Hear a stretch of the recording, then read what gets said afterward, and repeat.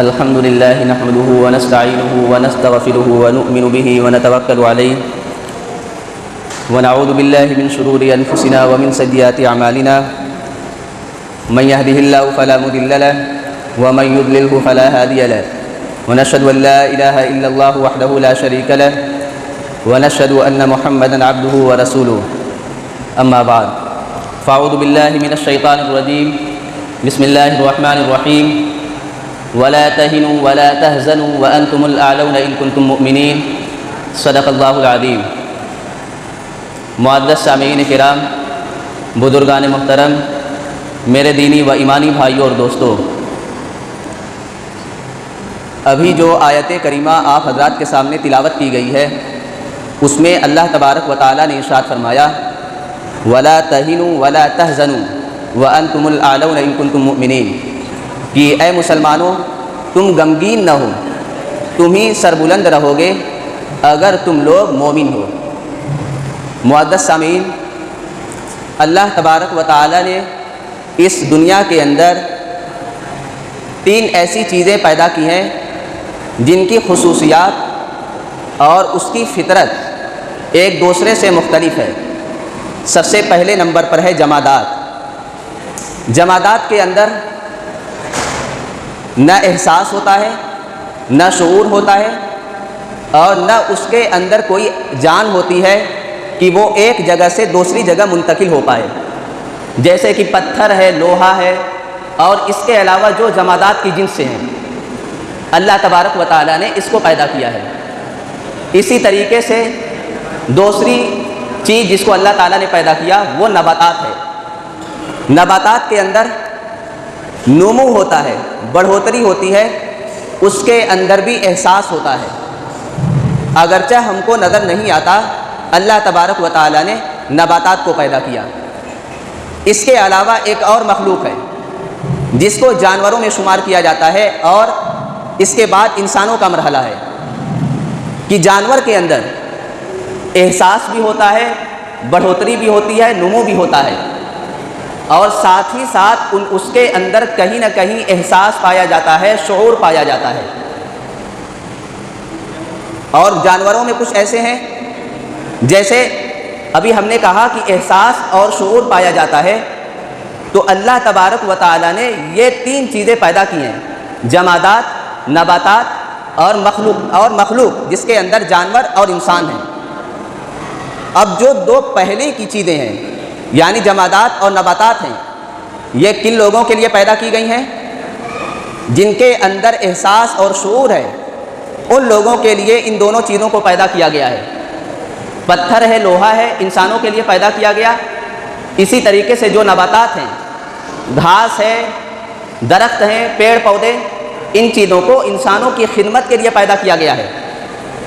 جس جگہ جہاں بھی رکھا جائے گا ان دونوں چیزوں کو، وہ اپنی جگہ پر برقرار رہیں گے، وہ اپنی طبیعت اور فطرت کے لحاظ سے انسانوں کے غلام ہیں، انسان اور جانوروں کی خدمت میں لگے ہوئے ہیں۔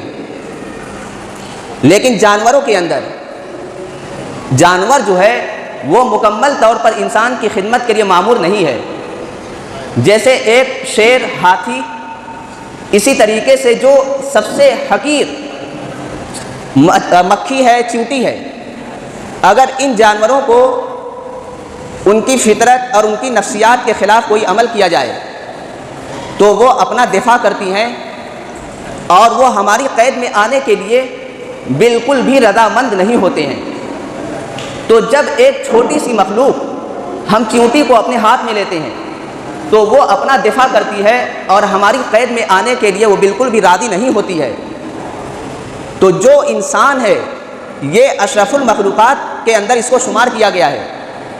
اگر ہم اس کو قید کرنا چاہیں گے، اس کے اوپر پابندی لگائیں گے، تو یہ اس کی نفسیات اور اس کے فطرت کے خلاف ہم کام کرتے ہیں۔ تو انسان جو ہے، انسان کی فطرت میں آزادی کو رکھا گیا ہے، یہ غلامی کو پسند نہیں کر سکتا۔ اب جب اسلام آیا ہے تو اسلام نے انسان کی جو فطرت ہے، آزاد رہنا، اس آزادی کو تسلیم کیا ہے۔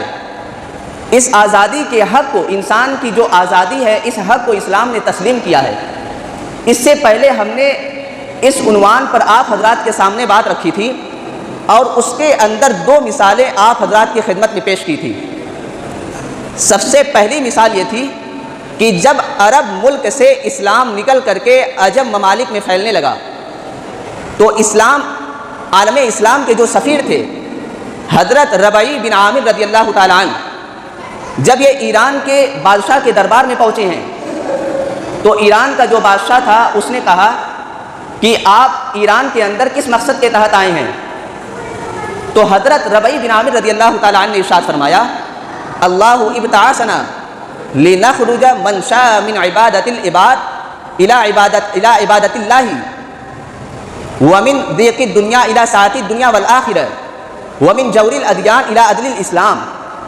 یہ حضرت ربیع بن عامر رضی اللہ تعالیٰ عنہ نے انسان کی فطرت کو بتایا کہ ہم ایران کے اندر اس مقصد کے تحت آئے ہیں، اللہ تبارک و تعالیٰ نے ہم کو اس مقصد سے بھیجا ہے تاکہ ہم اس شخص کو بندوں کی عبادت سے نکال کر کے ایک اللہ تبارک و تعالیٰ کی عبادت کی طرف لائیں اور دنیا کی تنگی سے نکال کر کے دنیا اور آخرت کی وسعت کی طرف لے کر کے آئیں اور دین اور مذہب کی ظلم و زیادتی سے نکال کر کے اسلام کے عدل و انصاف کی طرف لے کر کے آئیں۔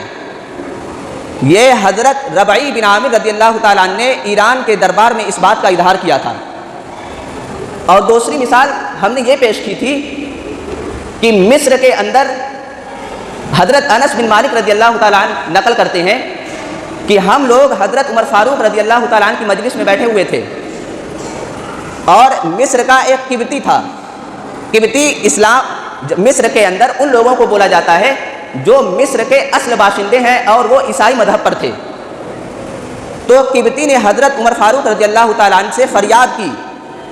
وہ فریاد کیا تھی کہ حضرت عمرو ابن العاص رضی اللہ تعالیٰ عنہ نے مصر کے اندر گھوڑ دوڑ کرائی تھی اور جو قبطی تھا اس کا گھوڑا سب سے آگے تھا، تو وہ کہنے لگا کہ میرا گھوڑا سب سے آگے ہے۔ حضرت عمرو ابن العاص رضی اللہ تعالیٰ عنہ کا جو بیٹا تھا محمد نام کے، انہوں نے کہا نہیں، میرا گھوڑا سب سے آگے ہے۔ تو جب قریب آیا تو عمرو ابن العاص رضی اللہ تعالیٰ عنہ کے بیٹے نے کہا کہ دیکھو میرا گھوڑا ہے اور تم کہہ رہے تھے کہ میرا گھوڑا آگے نکل گیا ہے۔ تو حضرت عمرو ابن العاص رضی اللہ تعالیٰ عنہ کے بیٹے بہت زیادہ غصہ ہو گئے، انہوں نے کوڑا اٹھایا اور قبطی کو مارنے لگے۔ تو انہوں نے مارتے وقت ایک جملہ کہا تھا کہ تم جانتے نہیں ہو کہ مصر کے جو گورنر ہیں میں ان کا صاحبزادہ اور میں ان کا بیٹا ہوں۔ تو حضرت عمر فاروق رضی اللہ تعالیٰ عنہ کو جب اس بات کی خبر ملی ہے، جب خبر پہنچی ہے، تو حضرت عمر فاروق رضی اللہ تعالیٰ عنہ نے فوراً خط لکھا عمرو ابن العاص رضی اللہ تعالیٰ عنہ کے نام کہ جب تم کو میرا یہ خط ملے تو تم اور تمہارا بیٹا دونوں میرے پاس آئیں گے۔ تو حضرت عمر فاروق رضی اللہ تعالیٰ عنہ بیٹھے انتظار کر رہے تھے اور جو قبطی تھا وہ بھی حضرت عمر فاروق کے پاس بیٹھا ہوا تھا۔ حضرت عمر فاروق نے جب دیکھا کہ عمرو ابن العاص لنگی پہنے ہوئے آ رہے ہیں تو یہ بھی دیکھا۔ حضرت انس بن مالک رضی اللہ تعالیٰ عنہ یہ سب الفاظ نقل کرتے ہیں کہ حضرت عمر فاروق نے دیکھا کہ ان کا بیٹا ہے بھی یا نہیں، تو جب دیکھا ان کا بیٹا بھی ساتھ میں ہے، تو جب آئے ہیں عمرو ابن العاص اور ان کے بیٹے، حضرت عمر فاروق رضی اللہ تعالیٰ عنہ فوراً حکم دیا قبطی کو کہ وہاں کوڑا رکھا ہوا ہے، کوڑا اٹھاؤ۔ اس نے کوڑا اٹھایا اور مصر کے جو گورنر ہیں ان کے بیٹے کو مارنا شروع کر دیا۔ حضرت عمر فاروق رضی اللہ تعالیٰ عنہ نے ارشاد فرمایا جتنی تمہاری مرضی ہو اتنا مارو، اور اسی وقت حضرت عمر فاروق رضی اللہ تعالیٰ عنہ نے ارشاد فرمایا تھا متى استعبدتم وقد ولدتهم امهاتهم احرارا، کہ تم کون ہوتے ہو لوگوں کو غلام بنانے والے اور تم اپنے آپ کو شریف سمجھتے ہو، ان کی ماؤں نے ان کو آزاد جنا تھا، تم کو کس نے اختیار دے دیا کہ تم غلام لوگوں کو بناؤ؟ جب ہم حضور صلی اللہ علیہ وسلم کے تربیت یافتہ اور وفادار صحابہ رضی اللہ تعالیٰ عنہم اجمعین نے یہ سب باتیں ارشاد فرمائی ہیں، تو ہم کو کیا سمجھ میں آتا ہے؟ ہم کو یہی بات سمجھ میں آتی ہے کہ اسلام نے انسان کی جو فطرت ہے، جس کو نیچر کہا جاتا ہے، اس فطرت کو تسلیم کیا ہے اور انسان کے لیے غلامی کو مایوس سمجھا ہے۔ اب اگر آپ حضرات کے ذہن میں کوئی اعتراض ہو کہ ابتدائے اسلام میں بہت سارے ایسے غلاموں کا رواج تھا تو اس وقت غلاموں کے وجود کو کیوں ختم نہیں کیا گیا؟ اس کا جواب مورخین یہی دیتے ہیں کہ اس وقت فوراً غلاموں کے وجود کو ختم کرنا انتہائی مشکل کام تھا. کسی بھی چیز کو فوراً ختم نہیں کیا جا سکتا ہے. اگر غلام کے وجود کو فوراً ختم کیا جاتا تو اس وقت کے سماج کا جو نظام اور سسٹم تھا وہ بالکل بلاک ہو جاتا. اس لیے اسلام نے دھیرے دھیرے غلام کے وجود کو ختم کیا ہے. آپ حضرات اس بات کو جانتے ہوں گے کہ کفارہ کے اندر کیا کیا متعین کیا جاتا ہے.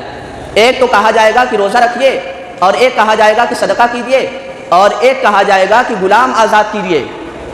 تو جو مذہبی اسلوب میں، کفارے کے اسلوب میں غلاموں کو آزاد کرنے کے لیے متعین کیا ہے، وہ اسی نظریے کی طرف قدم بڑھانا تھا کہ غلاموں کے وجود کو دھیرے دھیرے ختم کیا جائے. معزز سامعین کرام، ہم نے آپ حضرات کے سامنے ہم نے یہ بات اس لیے رکھی ہے کہ کل 15 اگست ہے.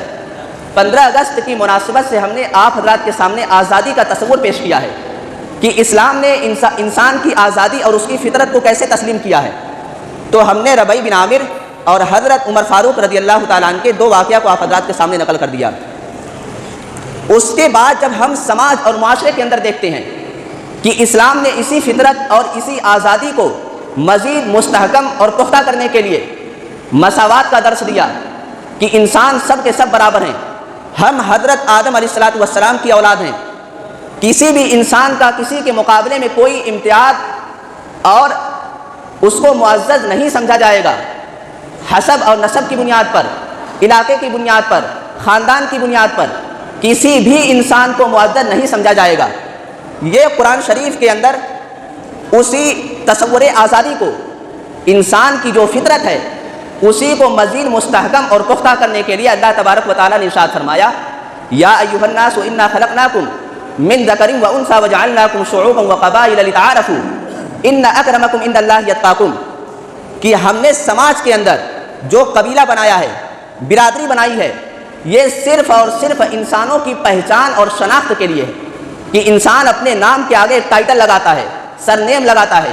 تو یہ کس لیے ہے؟ صرف اور صرف پہچان کے لیے ہے. ہم اس کو کسی کے مقابلے میں اپنا امتیاز نہ سمجھیں کہ ہم اس کے مقابلے میں بڑے ہیں. آدمی اپنے آپ کو بڑا کب سمجھے؟ جب اس کے اندر قابلیت و صلاحیت ہو اور اس کے اندر تقوی اور پرہیزگاری ہو. جو بندہ جتنی عبادت کرے گا، اللہ تبارک و تعالیٰ کے حکم کی اطاعت و فرما برداری کرے گا، وہ اسلام کے اندر سب سے معزز اور سب سے بڑا انسان ہے. یہ اسلام نے جو آزادی کا تصور ہے اسی کو مزید مستحکم اور پختہ کرنے کے لیے اللہ تبارک و تعالیٰ نے ارشاد فرمایا، ان اکرمکم عند اللہ اتقاکم. ہم نے آج کا جو عنوان منتخب کیا ہے آزادی.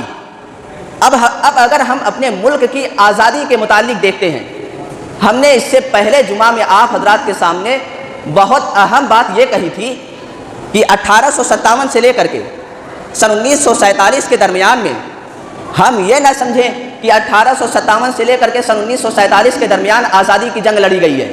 میرے مسلمان بھائیوں، ایسا نہیں ہے. 1857 سے پہلے 100 سال کا عرصہ ہے.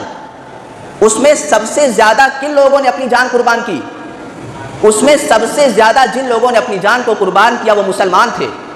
ہم نے آپ حضرات کے سامنے تاریخ بتائی تھی کہ 1757 کے اندر سراج الدولہ نے انگریزوں کے خلاف جنگ لڑی تھی اور مسلمانوں نے اس میں سب سے زیادہ حصہ لیا تھا اور مسلمان ہی اس میں سب سے زیادہ شہید ہوئے تھے. پھر اس کے بعد ایک اور جنگ لڑی گئی 1799 کے اندر، اور اس میں جنگ کی جو کمان سنبھالے ہوئے تھے ان کا نام حیدر علی کے بیٹے ٹیپو سلطان رحمۃ اللہ علیہ تھے. انہوں نے انگریزوں کے خلاف جنگ لڑی تھی. اس نقطے پر ہم غور کریں کہ 1857 سے پہلے نہ جتنے بھی جنگیں لڑی گئی ہیں اس میں سب سے زیادہ کردار مسلمانوں کا تھا. آج جو لوگ مسلمانوں سے کہتے ہیں کہ بھائی آپ وندے ماترم کہیے، تو یہ جو بات کہتے ہیں نا، آپ حضرات یاد رکھیں، آزادی کو لے کر کے ان کا کوئی بھی کردار نہیں ہے. جب ہمارے ہندو بھائی مسلمان مل کر کے اپنی جان قربان کر رہے تھے تو اسی تنظیم، میں نام نہ لے کر کے صرف اسی تنظیم کے لوگ کنارے بیٹھ کر کے آزادی کو لے کر کے الگ ہو گئے تھے. صرف مسلمان اور جو ہندو ہمارے بھائی لوگ تھے ان لوگوں نے آزادی لڑی تھی. باقی انہی لوگوں کے رہنماؤں کو جب جیل میں ڈالا گیا نا تو یہ لوگ ہمدردی کی بھیک مانگنے لگے تھے. ہمارے اشفاق اللہ خان اور بھگت سنگھ یہ لوگ تھے اپنی جان کو قربان کر دیا لیکن اپنی قوم سے غداری اور دھوکہ نہیں دیا. اللہ تبارک و تعالی ہم تمام لوگوں کو اسلامی تعلیمات پر عمل کرنے کی توفیق بخشے. وآخر دعوانا ان الحمد للہ رب العالمین.